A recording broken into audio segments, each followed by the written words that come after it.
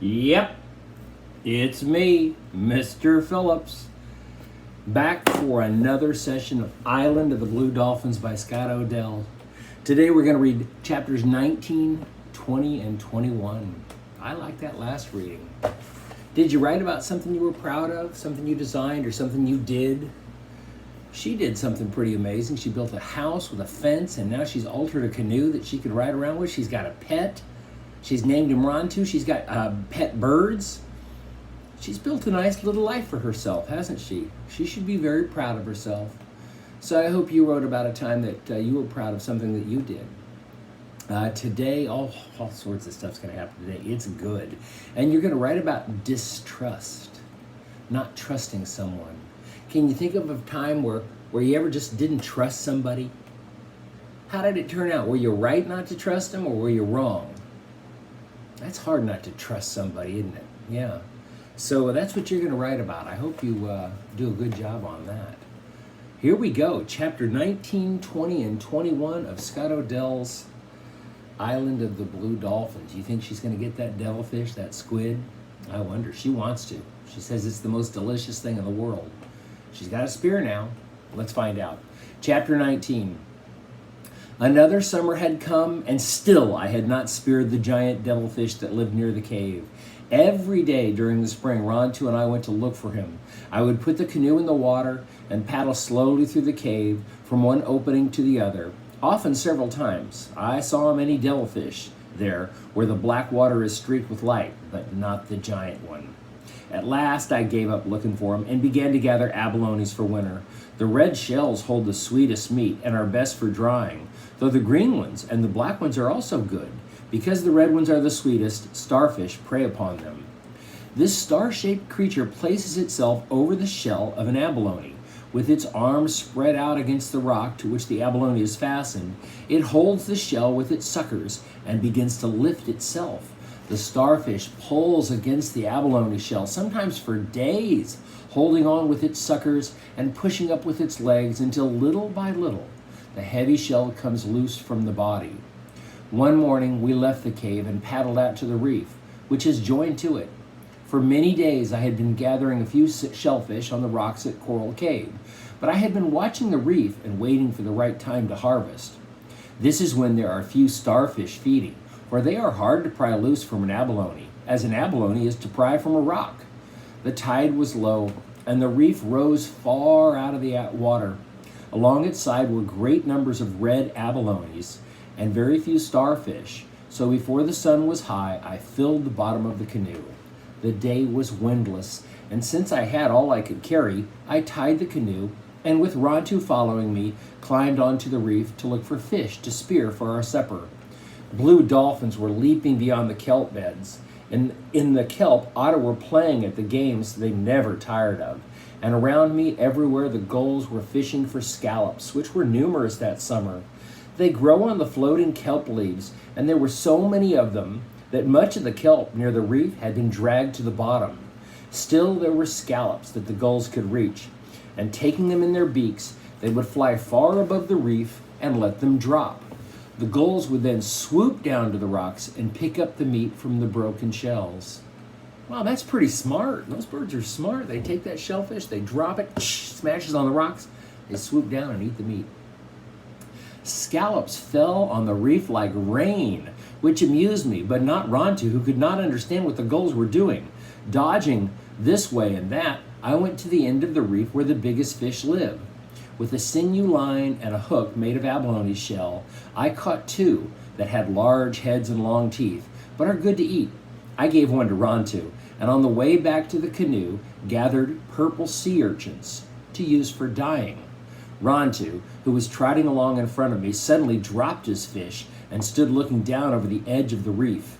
There, swimming in the clear water, was a devilfish. It was the same one I had been hunting for. It was the giant. Seldom did you see any devilfish here, for they like deep places, and the water along this part of the reef is shallow. Perhaps this one lived in the cave and came here only when he could not find food. Rontu made no sound. I heard the head of the spear. I fixed the head of the spear and the long string that held it to my wrist. I then crawled back to the edge of the reef. The giant had not moved. He was floating just below the surface of the water, and I could plainly see his eyes. They were the size of small stones and stood out from his head with black rims and gold centers, and in the centers a black spot, like the eyes of a spirit I had once seen on a night that rain fell and lightning forked in the sky. Where my hands rested was a deep crevice, and in it a fish was hiding. The giant was half the length of my spear from the reef, but while I watched, one of his long arms ran out like a snake and felt its way into the crevice. It went past the fish and along the side of the rock, and then the end of it curled back. As the arm gently wound itself around the fish from behind, I rose to one knee and drove the spear.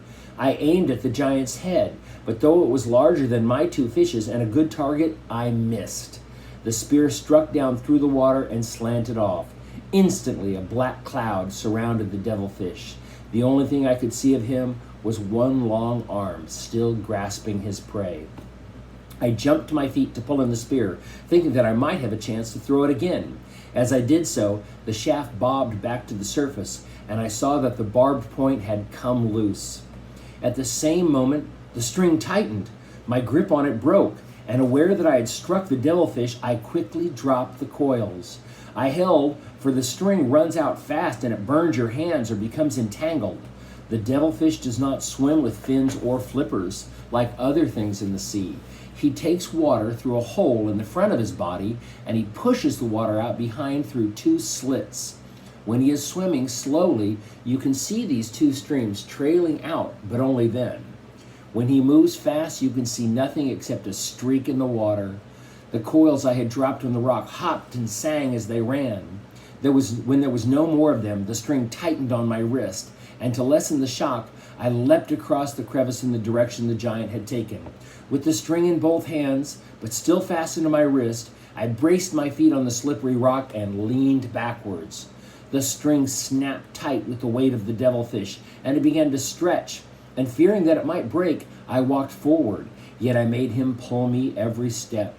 He was moving toward the cave and along the edge of the reef. The cave was a good distance away, and if he got there, I would surely lose him. The canoe was tied just in front of me. Once I was in it, I could let him pull me until he grew tired. But there was no way to untie the canoe and still hold on to the string. Rontu all this time was running up and down the reef, barking and leaping at me, which made my task harder. Step by step, I walked forward until the devilfish was in the deep water close to the cave. He was so close that I had to stop, even if the sinew broke, and I lost him. I therefore braced myself and did not move. The sinew stretched, throwing off drops of water. I could hear it stretch, and I was sure it would break. I did not feel it cutting into my hands, though they bled. The pull suddenly lessened, and I was sure that he was gone, but the next instant I saw the string cutting the water in a wide circle. He was swimming off from the cave and the reef towards some rocks that were about twice the length of the string away.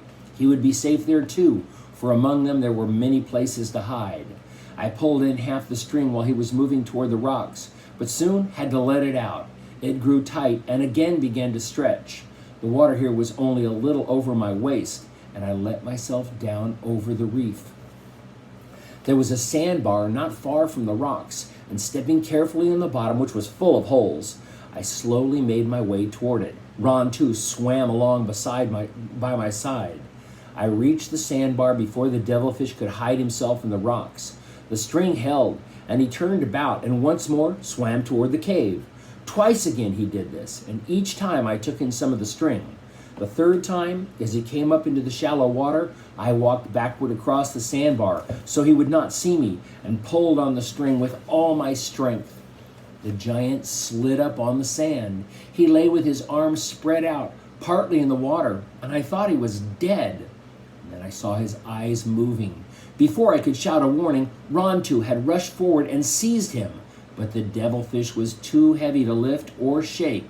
As Rontu's jaws sought another hold, 3 of the many arms wound themselves around his neck.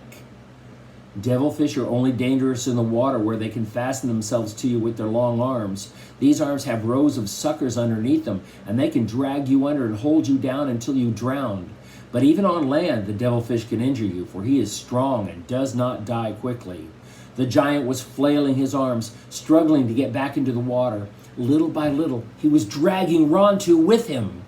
I could no longer use the string because it was wound around Rontu's legs.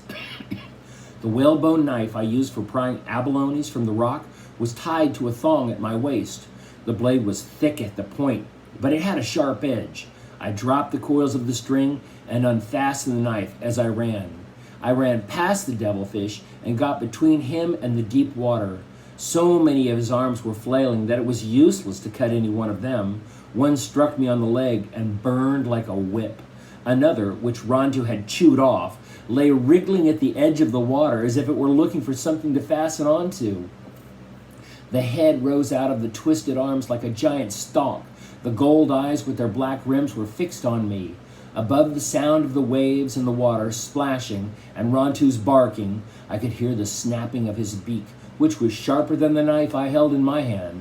I drove the knife down into his body, and as I did this, I was suddenly covered, or so it seemed, with a countless number of leeches sucking at my skin. Fortunately, one hand was free, the hand that held the knife, and again I struck down through the tough hide. The suckers, which were fastened to me and pained greatly, lessened their hold. Slowly the arms stopped moving and then grew limp. I tried to drag the devilfish out of the water, but my strength was gone. I did not even go back to the reef for my canoe, although I did take the shaft and the head of the spear, which had cost me much labor, and the sinew line. It was night before Rontu and I got back to the house. Rontu had a gash on his nose from the giant's beak, and I had many cuts and bruises. I saw 2 more giant devilfish along the reef that summer, but I did not try to spear them. Wow, that was a tough battle. Chapter 20. I gathered 2 more canoe loads of abalone soon after that, mostly the red sweet ones, which I cleaned and carried to the house. Along the south part of the fence, where the sun shone brightly most of the day, I built long shelves out of branches and I put the meat up to dry. Abalones are larger than your hand and twice as thick when fresh, but they shrink small in the sun, so you have to dry many.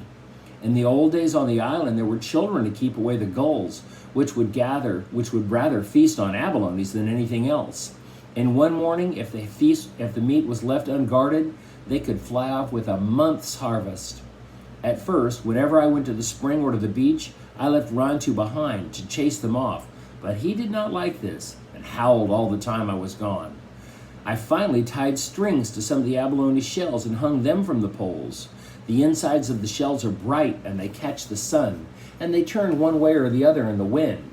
After that, I had little trouble with the gulls. I also caught small fish in a net I had made and hung them up to dry for the winter light. With meat drying on the shelves and the shells flashing and turning in the wind and the strings of fish hanging on the fence, the yard looked as if a whole village were living there on the headland instead of just Rontu and me. Every morning after I gathered food for the winter, we went out on the sea. At the end of the summer, I would gather roots and seeds to store, but now there was nothing that needed to be done. We went many places those first days of summer, to the beach where the sea elephants lived, to Black Cave, which was even larger than the first cave we found, and to Tall Rock, where the cormorants roosted. Tall Rock was more than a league from the island and was black and shimmering because it was covered with cormorants.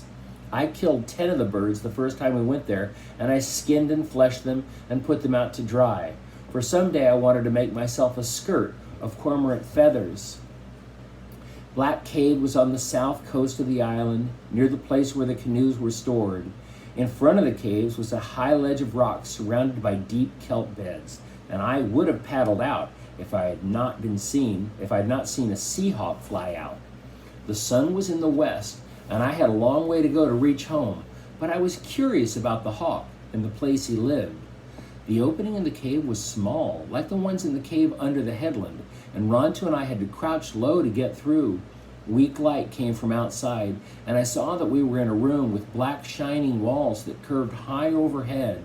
At the far end of the room was another small opening. It was long and very dark, and when we reached the end of it, we were in another room, which was larger than the first and lit with a shaft of light.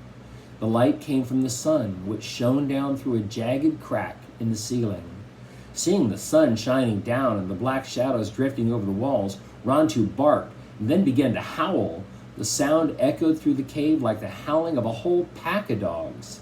It sent a cold feeling down my back. "Be quiet," I shouted, and put my hand over his jaws. My words echoed and echoed in the room. I turned the canoe around and started back toward the opening. Above it, on a deep ledge that ran from one side of the room to the other, my gaze fell upon a row of strange figures. There must have been 24 of them standing against the black wall.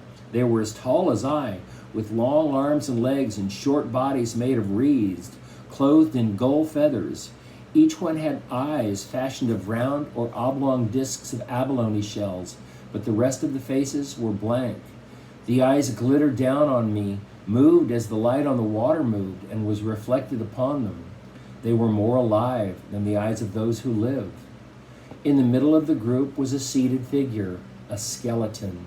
It sat leaning against the wall with its knees drawn up and its fingers, which were raised to its mouth, a flute of pelican bone. There were other things on the ledge in the shadows among the standing figures, but having drifted far back in the room, I again paddled toward the opening. I had forgotten that the tide was coming in. To my great surprise, the opening had narrowed, and it was too small for me to get through. We would have to stay there in the room until the tide went out, until dawn came. I paddled to the far end of the cave. I did not look back at the glittering eyes of the figures on the ledge. I crouched in the bottom of the canoe and watched the shaft of light grow weak. The opening out to the sea grew smaller and finally disappeared. Night came, and a star shone through the crevice overhead. This star passed out of sight, and another took its place. The tide lifted the canoe higher in the room, and as the water lapped against the walls, it sounded like the soft music of a flute. It played many tunes through the long night, and I slept little, watching the stars change. I knew that the skeleton who sat on the ledge playing his flute was one of my ancestors, and the others with glittering eyes, though only images, were too. But still I was asleep, sleepless and afraid. I guess she's found this cave, and somebody a long, long time ago has used it as a burial site, probably for maybe a chief or somebody. You know, like the Egyptians did, they would build those pyramids and put their great leaders inside. And they've built these kind of doll things, you know, they look like humans. And they're in there with the skeleton of probably some great ancestor of hers. And she's stuck in there all night. She must be kind of scared. But still, I was sleepless and afraid. With the first light, another high tide almost setting, we left the cave. I did not look up at those standing quietly on the ledge or at the flute player playing for them, but paddled out into the morning sea. Nor did I look back.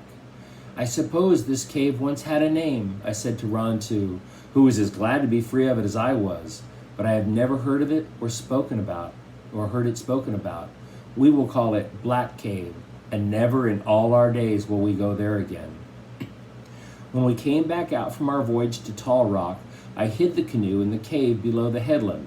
It was hard work, but each time I would lift the canoe from the water and onto the ledge, even though I planned to go out the next morning. 2 summers had come and gone, and the Aleut hunters had not returned. Yet during these days, I always looked for them. At dawn, as Rontu and I went down the cliff, I would watch the ocean for their sails. The summer air was clear, and I could see many leagues. Whenever we went in the canoe, I would never be gone longer than a half a day. On the way home, I always paddled close to shore and looked for them. It was the last time that we went to Tall Rock that the Aleuts came. I had hidden the canoe and climbed the cliff with 10 cormorant skins slung over my back. At the top of the cliff, I stood for a while gazing at the sea. There were some small clouds on the water. One of them, the smallest, did not look like the others, and as I watched, I saw that it was a ship. The sun made bright scales on the water, but I could see clearly. There were 2 sails, and it was a ship coming toward the island. For a long time, I could not tell the color of the sails. I wondered if it could be the white men, though now I thought little about them and seldom looked for them. I left the cormorants hanging on the fence and went to the rock on the headland. I could see no better from the rock because the sun was low and the whole ocean was covered with light. Then, as I stood there, I remembered that the white men's ship would come from the east. This one had come from a different direction, from the north. I was still not sure that it belonged to the Aleuts, but I decided to pack the things that I would take to the cave in the ravine. There was much to take. My 2 birds, the skirt I had made, the stone utensils, my beads and earrings, the cormorant feathers, and all of my baskets and weapons. The abalones were not yet dry, so I would have to leave them. When I had packed everything and put it in the hole under the fence, I went back to the headland. I lay on the rock so I would not be seen, and I peered over its rim toward the north. For a moment, I did not find the ship, and then I saw that it traveled faster than I thought it would. It was already rounding the kelp bed, close to the rocks of Coral Cove. The last of the sun shone on the ship, on the bow, which was made like a little beak of a bird, and on the 2 red sails. I knew the Aleuts would not come on shore in the dark, and that I had until morning to carry my things to the cave, but I did not wait. Most of the night I worked, making 2 trips to the cave. At dawn, when everything had been moved, I went back to the house for the last time. There I buried the ashes of my fire and threw sand over the shelves and floor. I took down the shells I had put up to scare the gulls, and I tossed them and the abalones over the cliff. At last, with a pelican wing, I brushed away the marks of my feet, and when I finished, it looked as though no one had lived there for a long time. By now the sun was up, and I climbed onto the rock. The ship lay at anchor in the cove. Canoes were bringing goods to the shore, and some were out in the kelp beds, beginning to hunt for otter. There was a fire on shore, and beside it was a girl. She was cooking something, and I could see the fire shining on her hair. I did not stay long on the headland. Always in the past I had gone to the ravine by a different way, so as not to wear a trail. This time I went off toward the west along the cliff, and then doubled back through the brush, being careful to leave no tracks. Rontu's prints did not matter because the Aleuts already knew there were dogs on the island. The cave was very dark, and I had trouble getting Rontu to go through the small opening. Only after I'd crawled in and out several times would he follow me. I closed the opening with stones, and since I was tired, I lay down and I slept all that day.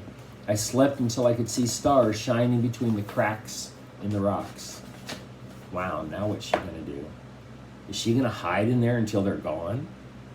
And there's a girl down on the beach. You think she's curious? Let's find out what happens. Chapter 21. I did not take Rontu with me when I left the cave that night, and I closed the opening so that he would not follow me, for if the Aleuts had brought their dogs, he would surely smell them out. I went quietly through the brush to the headland. Before I had climbed to the top of the high rock, I could see the glow of the Aleut fire. They had camped on the mesa at the place and the spring they had used before. It was less than half a league from my cave. I stood for a long time watching the fires, wondering if I should move to another part of the island, perhaps to the cave where the wild dogs had lived. I was not afraid that the men would discover me, because they worked on the beach or hunted in their canoes all day. It was the girl I was afraid of. The ravine was tangled with brush, which was hard to walk through, but the ravine grew seeds and roots. Sometime when she was out looking for food, she might wander by the spring and see that it was being used and find my steps leading to the cave. I stood on the rock until the Aleut's fire died. I thought of everything I could do, of the different places I could go, and at last decided to stay in the ravine. The far end of the island had no springs, and if I moved there, I would have no place to hide the canoe, which I might need. I went back to the cave and did not leave it until the moon was full. There was little food left. Rontu and I climbed to the headlands, and when we passed the house, I saw that 3 of the whale ribs had been cut from the fence. No one was there, or else Rontu would have barked. I waited until the tide was low, which was close to dawn, and filled a basket with seawater and abalones. We were back in the cave before it grew light. The seawater kept the abalones fresh, but when we had to go out again, the night was too dark to find our way to the reef. I therefore had to gather roots. I could never gather many before the sun rose, So I went out every morning until the next moon came, and then I went to the reef for abalones.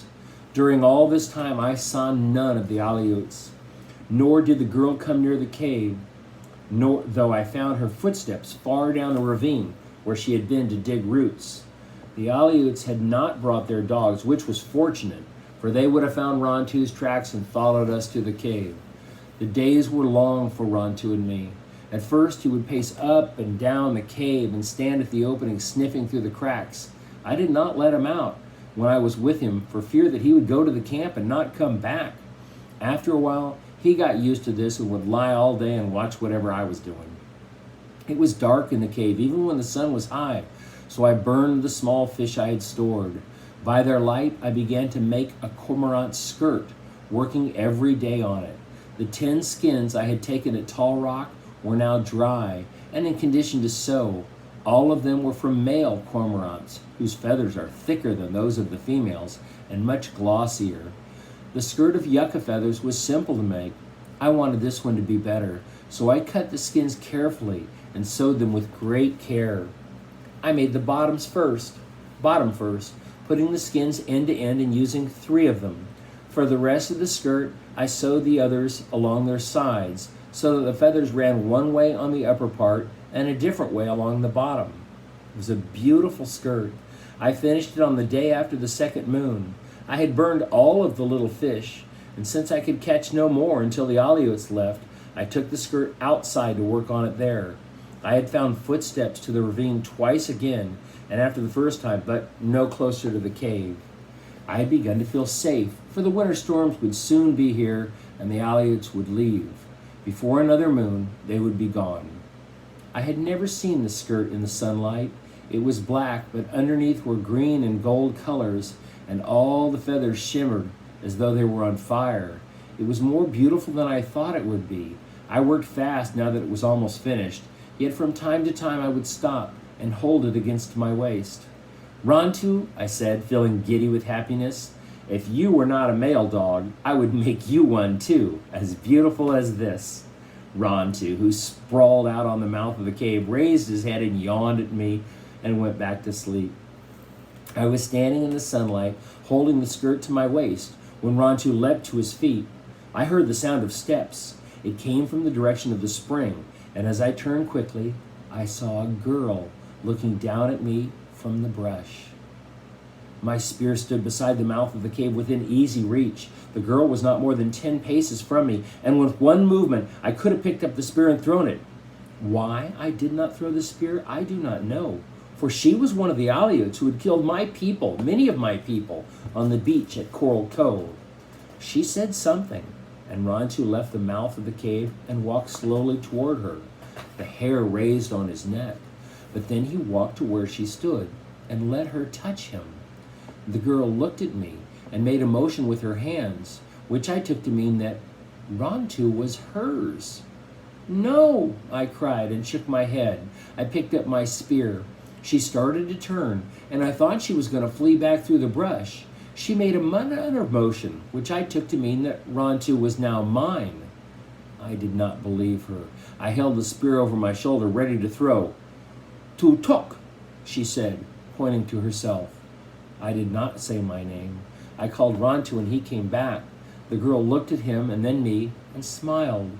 She was older than I, but not so tall.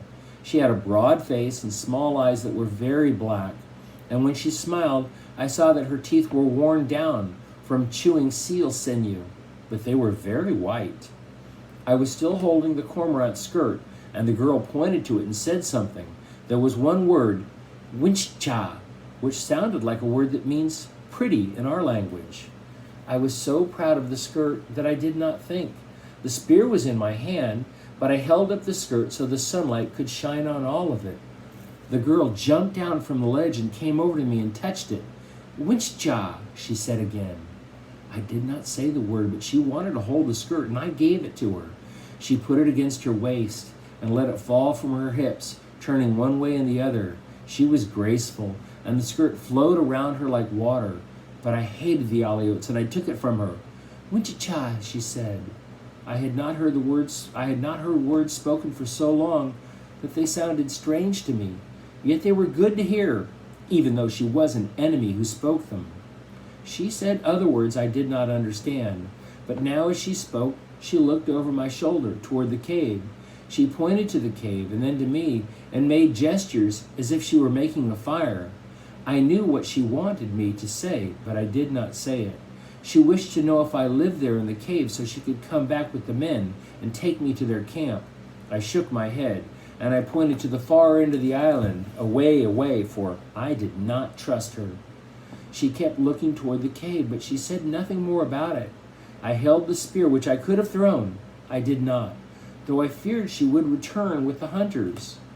She came over to me and touched my arm. I did not like the feel of her hand. She said more words and smiled again. I walked to the spring and drank. The next morning, she had disappeared into the brush. Rontu did not try to follow her. She made no noise as she went. I crawled back into the cave and I began to pack things that I owned. I had all day to do it because the men were working and would not return to their camp before night. By nightfall, I was ready to go. I planned to take my canoe and go to the west part of the island. I could sleep there on the rocks until the Aleuts left, moving from place to place if I needed to. I carried 5 baskets up the ravine and I hid them near my house. It was getting dark and I had to go back to the cave for the 2 that were left. Carefully, I crawled through the brush and stopped just above the mouth of the cave and listened. Rontu was beside me, and he listened also. No one could go through the brush in the dusk without making a sound, except someone who had lived in it for a long time. I went past the spring, and I waited, and then onto the cave. I felt that someone had been there while I had been away. They could be hiding in the dark, watching me. They were waiting until I went into the cave. I was afraid, so I did not go in, but quickly turned around. As I did, I saw something in front of the cave, on the flat rock I had used for a step. It was a necklace of black stones, of a kind I had never seen. Now, why would there be a necklace of stones left for her at the entrance to her cave? Do you think that girl gave that to her? Can she trust that girl? Or is that girl going to tell the men, oh yeah, there's a girl that's living in a cave with a dog? Was Rontu her dog at one time? Remember, Rontu was different from the other dogs on the island. This is getting good. Well, that's the end of chapter 21. So, boy, we really left it a good part. I can't wait to read next time. So next time we'll read 22, 23, and 24. We're getting very close to the end. So work on your packet. And again, you're going to write about a time that maybe you didn't trust somebody. How'd that work out for you? Were you smart not to trust them, or looking back on it now, should you have trusted them? Anyway, I hope you do a good job in your packet. I hope you're having fun. And I'll see you next time for a little more Island of the Blue Dolphins. Adios, my friends.